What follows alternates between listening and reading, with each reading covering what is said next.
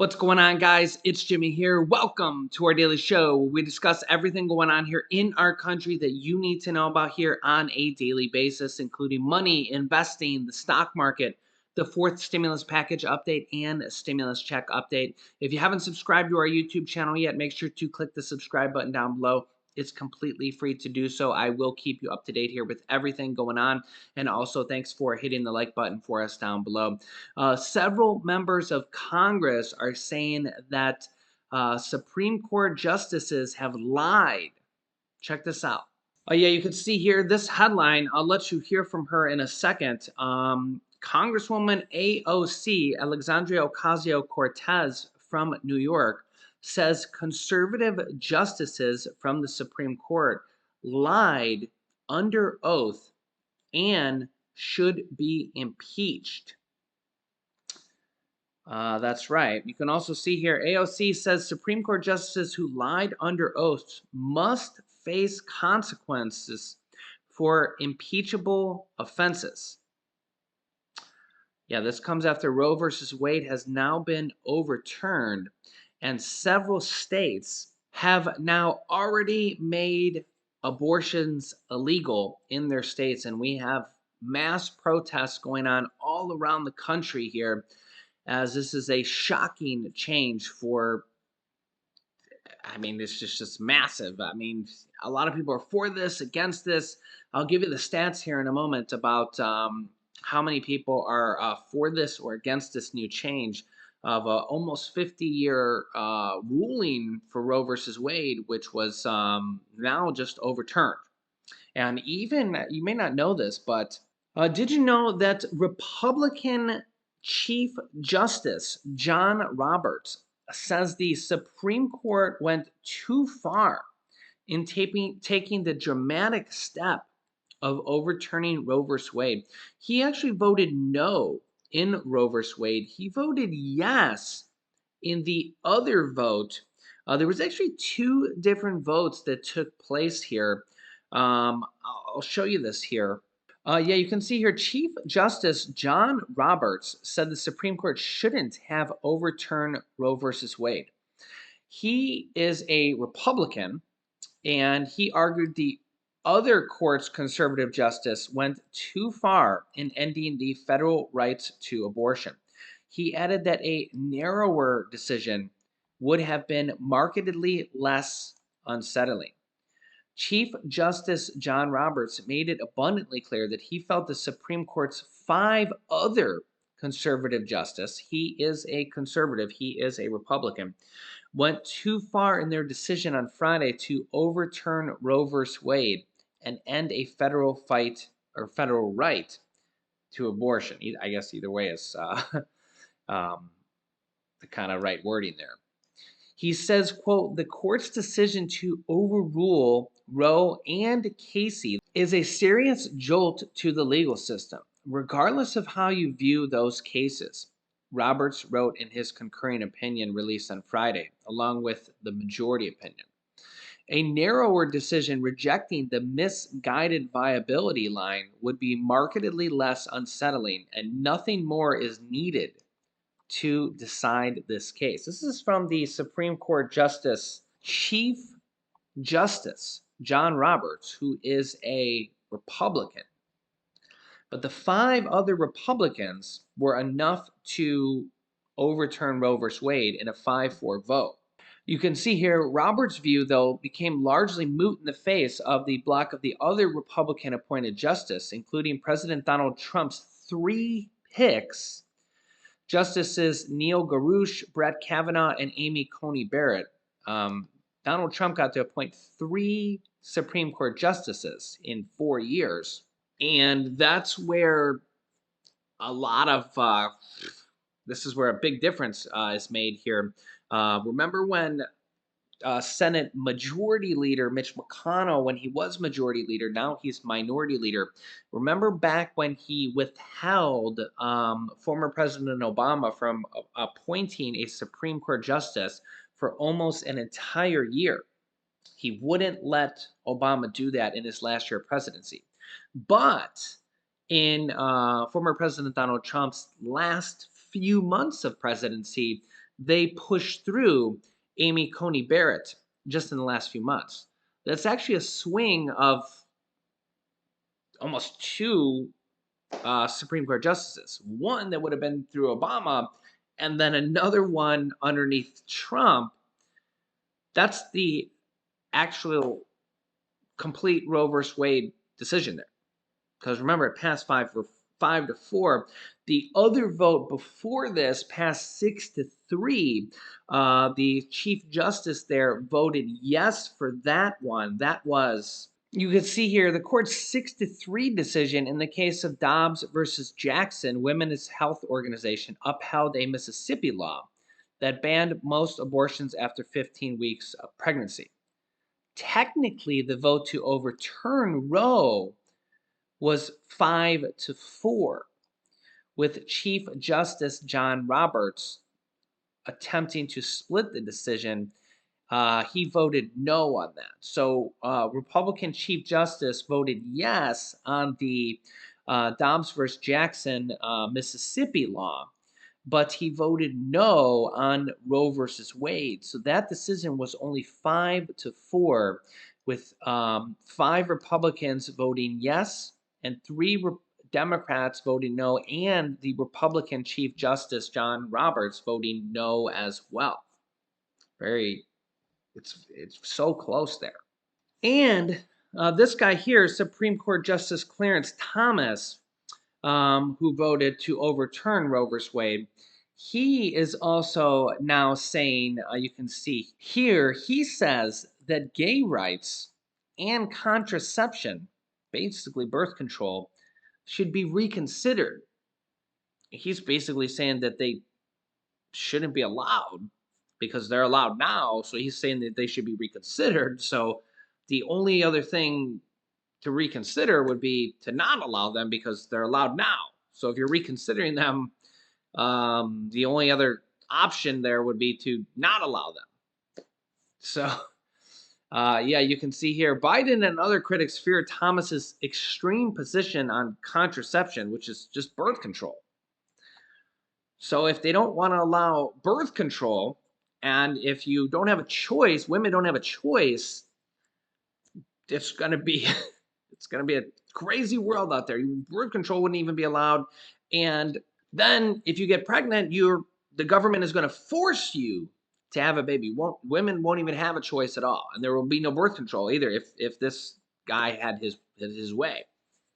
And AOC and some other members of Congress are saying that he lied during his Supreme Court confirmation under oath, and that is an impeachable offense, and that he should be impeached, and the House of Representatives should take up hearings on this and impeach him. Let me know your thoughts on this. Here's what she has to say. Check this out. Joining me now, Democratic Congresswoman Alexandria Ocasio-Cortez of New York. Congresswoman, welcome back to Meet the Press. Look, before I get to my first question, I want to get your reaction to the governor of Arkansas, especially specifically to this issue of that he is comfortable with the government essentially forcing a woman to carry out a pregnancy.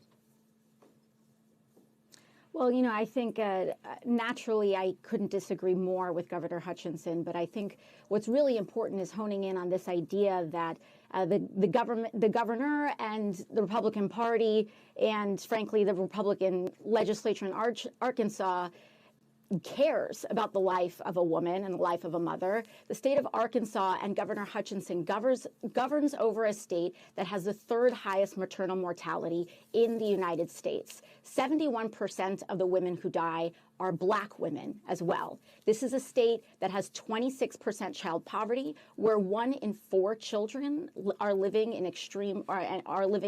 in poverty in the state of Arkansas, and forcing women to carry pregnancies against their will kill them. It will kill them, especially in the state of Arkansas, where there is very little to no support for life after birth in terms of healthcare, in terms of childcare, and in terms of combating poverty.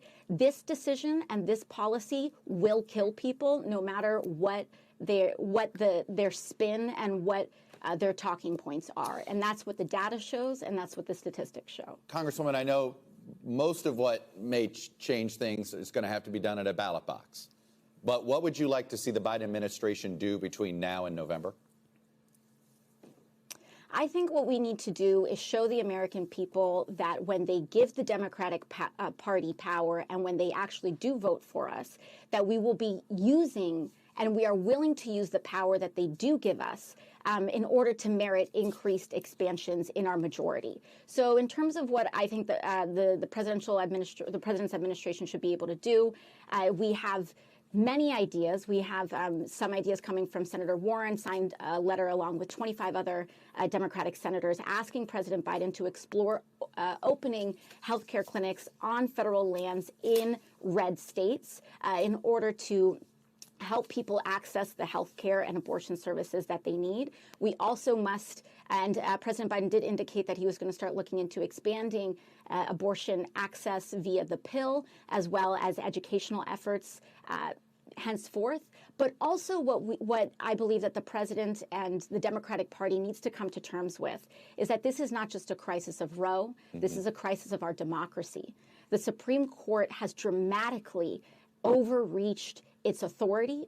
We had two conservative senators in the United States Senate, Senator Manchin and Senator Collins, come out with a very explosive allegation that several Supreme Court justices misled them during their confirmation hearings and in the lead up to their confirmation. This is a crisis of legitimacy. We have a Supreme Court justice whose wife participated in January 6th. And who used his seat to vote against providing documents that potentially led to evidence of such to investigators in Congress. This is a crisis of legitimacy, and President Biden must address that. It's interesting you say that. I want to put up the Joe Manchin quote in particular on his reaction, because he used the word, he said, they testified under oath. He made sure that was in his release. It sounds like you believe, okay, that he might as well be saying they lied to him. That he feels like they lied to him and they lied under oath. You think the House Judiciary Committee should begin the process of an investigation there? If we allow Supreme Court nominees to lie under oath and secure lifetime appointments to the highest court of the land and then issue without basis, if you read these opinions, issue without basis rulings that deeply undermine the human and civil rights of the majority of Americans, we must see that through. There must be consequences for such a deeply destabilizing action and hostile takeover of our democratic institutions. To allow that to stand is to allow it to happen. And what makes it particularly dangerous is that it sends a blaring signal to all future nominees that they can now lie to duly elected members of the United States Senate in order to secure Supreme Court confirmations and seats on the Supreme Court. This is what we're saying. Do you think lying at a confirmation hearing is an impeachable offense? I believe so. Okay. I believe so. I believe lying under oath is an impeachable offense. I believe that violating federal law in not disclosing income from political organizations, as Clarence Thomas did years ago, is also potentially an impeachable offense. I believe that that not recusing from cases that one clearly has family members involved in with very deep violations of conflict of interest are also impeachable offenses. And I believe that this is something that should be very seriously considered, including by senators like Joe Manchin and Susan Collins. I want to ask you a slightly bigger picture question here. Jason Lincolns wrote this in the New Republic, and it seemed to ring true with a lot of folks. Under the headline, The Democrats' Theory of Change, Wait for the Republicans to Screw Up. For the GOP, change comes after long periods of hard work, steady funding, and maintaining enthusiasm and momentum through periods of setback. For Democrats, change is reactive, coming only after the GOP's ambitions have hurt just enough people to make Republican rule untenable. What do you make of that? Well, I think that it does speak to a generational change within the Democratic Party. You know, I believe that there is an establishment within the Democratic Party that has a nostalgia for a better time of politics from decades ago. You hear this very often when you hear certain Democrats say that they wished for a strong Republican Party. But the fact of the matter is that we have a new and very different Republican Party that more people are recognizing, but frankly, the roots of which have already been there, which is a lack of respect for American institutions, a lack of respect for the law, and a deep desire to debase very, very critical underpinnings of our democracy.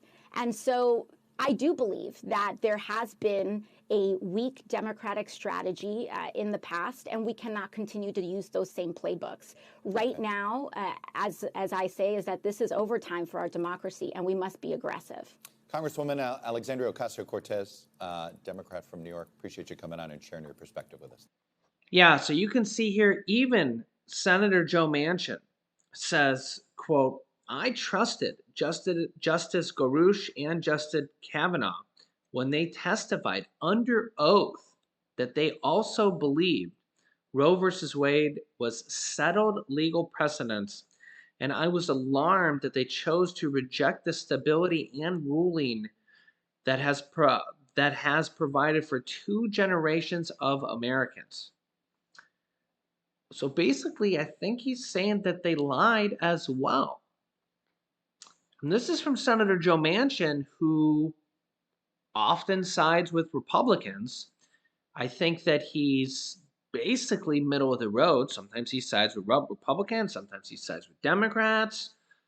I mean, he pretty much goes both ways. So for him to say this, because he says he's a Democrat, but I think most people say, yeah, he kind of goes both ways, right?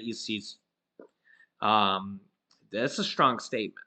So the question here is, will we see an impeachment movement here for these Supreme Court justices? Well, at least the ones who potentially lied under oath during their Supreme Court nominations. Because remember, they had to be confirmed from the Supreme Court Senate to be, confirmed to the court. So people like Joe Manchin, may have voted for them. You'd have to go back and see who confirmed them, who voted for them, and yeah. And now this ruling here is affecting millions and millions of women, families, even men, pretty much everybody here.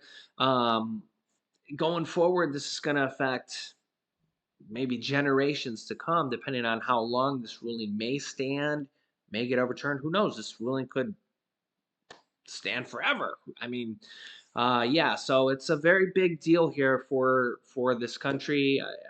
The Supreme Court has been very active here lately, along with the gun rights safety bill that they overturned from New York as well.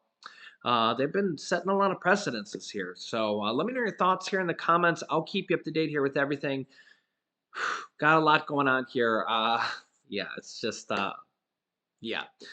So make sure to subscribe down below to our YouTube channel. It's completely free to do so. New videos come out here every day at 10 a.m., 3 p.m., and 8 p.m. Eastern Standard Time. We also have some new stimulus checks that are going out here, and also a lot of states that are considering and also approving and passing stimulus checks here. You can see my newest video on that here. And billions of dollars of student loans just got forgiven, $6 billion. So if you or anybody you know have student loans, they may have just got forgiven. Here's the details on that. So click on one of those videos next. Thanks for watching, guys, and I'll see you in the next video.